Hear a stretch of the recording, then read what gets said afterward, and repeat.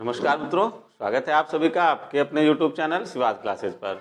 DElEd first second जो semester की श्रृंखला हमारी गणित की चल रही है, उसके अंतर्गत आज हमारा अगला टॉपिक होगा रोमन अंक। हर साल यहाँ से एक प्रश्न आता है, तो आप इस चैप्टर को बहुत ध्यान से पढ़ना। हर बार एक प्रश्न पूछा जाता है। रोमन अंक, देखो ये जो ऊपर अंक लिखे हैं ये हैं हमारे अंतरराष्ट्रीय अंक। ये कैसे अंक हैं? अंतरराष्ट्रीय अंक हैं। और अगर हम भारतीय अंकों की बात करें तो पहले ऐसे लिखते इस तरीके से 1, 2, 3, 4, 5, ये हमारे भारतीय अंक थे। उसके बाद में ये अंक आजकल प्रचलन में नहीं रह गए। ये अंतरराष्ट्रीय अंक हमारे जो हैं ये प्रचलन में चल रहे हैं। इन अंतरराष्ट्रीय अंकों को रोमन अंक में कुछ सिंबल दिए गए हैं। जैसे 1 के लिए एक 1 जैसा, 2 के लिए ये 2 लाइन, 3 के लिए 3 लाइन, 4 के लिए ये V और उससे पहले फर्स्ट, 5 के लिए सीधे V लिखते हैं, 10 के लिए X लिखते हैं, 50 के लिए L लिखते हैं, 100 के लिए C का प्रयोग, 500 के लिए D का प्रयोग और 1000 के लिए हम M का प्रयोग करते हैं। अब कहीं पर हमें 1000 लिखना है तो 1000 लिखने कैसे हम लिखेंगे? हम सीधे M लिख देंगे। तो M का मतलब क्या हो जाएगा? 1000 हो जाएगा। M का मतलब क्या होगा? 1000 हो जाएगा। अगर कहीं 500 लिखना है तो आप D लिख दीजिए, D का मतलब 500। लेकिन गणितीय गणनाएं करते समय 100 की जगह पर C, 50 की जगह पर L, 10 की जगह पर X लिख सकते हैं। अब इन संख्याओं के अपने कुछ गुण हैं या हम कह सकते हैं इनकी कुछ विशेषताएं हैं। जैसे पहली विशेषता देख लीजिए इसकी, ये फर्स्ट का X, C और M, ये संकेत अधिक से अधिक कितनी बार? 3 बार लगातार लिखे जा सकते हैं। जैसे यहां पर समझिए, जैसे आप लिख सकते हो ऐसे 3 तक। अब अगर आपको 4 लिखना है तो 4 ऐसे नहीं आप लिखोगे। 4 लिखने के लिए ये सिंबल रहेगा, 4 हो गया। उसी प्रकार से अब ये X वाला है, देखो 10, 20, 30। अब अगर आपको 40 लिखना है, ये 10, 20, ये 30 हो गया। अगर आपको 40 लिखना है तो 50 का सिंबल क्या है? L है। और उससे पहले आप लिख दीजिए X, तो ये क्या हो गया? 40 हो गया। तो इनको आप 3 बार ही लिख सकते हो। X को, ये फर्स्ट के निशान को, C को, M, ये लगातार कितनी बार लिखे जा सकते हैं? केवल और केवल 3 बार। ऐसे ही प्रश्न पूछे गए हैं आपका डीएलएड में, शायद ये M का पूछा गया है हमारी समझ से, तो आप देख लेना। अभी जब इसके प्रश्न कराएंगे वहां पर आपको दिखाएंगे। दूसरा आपका है जो V है, L है और D, ये लगातार दोहराए नहीं जाते हैं। जैसे आप लगातार 2 बार ये भी नहीं लिख सकते हो। आपको 10 लिखना है तो आप सीधे लिख दो इसे। ये लगातार कभी भी दोहराए नहीं जाते हैं। कौन कौन से? V, L और D, ये संकेत लगातार कभी भी दोहराए नहीं जाते हैं, ये ध्यान रखिएगा। अगर कोई छोटा संकेत किसी बड़े संकेत के बाईं ओर हो तो बड़े से छोटा घटेगा। क्या होगा? घटेगा। बाईं ओर हो, अब ये भी बड़ा है, ये फर्स्ट, ये छोटा है, ये बाईं ओर है, ये दाईं ओर है, तो हमने क्या किया? घटाया इसको। 5 से 1, तो 5 से 1 गया, कितना बचा? 4।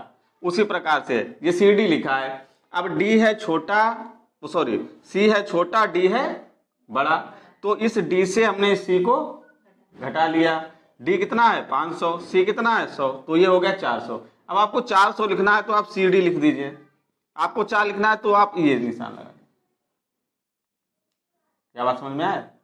तो फर्स्ट X, C और M संकेत अधिक से अधिक कितनी बार लगातार लिखे जा सकते हैं? 3 बार। 3 से ज्यादा इनको आप नहीं लिख सकते हैं। V, L तथा D संकेत ये लगातार दोहराए नहीं जाते हैं। जैसे आपको 10 लिखना है तो आप X लिखेंगे, 2 बार V और V नहीं लिखेंगे। आपको L लिखना है, L कितने का है? 50 का है, तो आपने 1 बार L तो लिख दिया। अब आपको अगर 100 लिखना है तो आप 2 बार L नहीं लिखेंगे, आप क्या लिखेंगे? सीधे C लिख देंगे। C 100 का है। समझ में आई?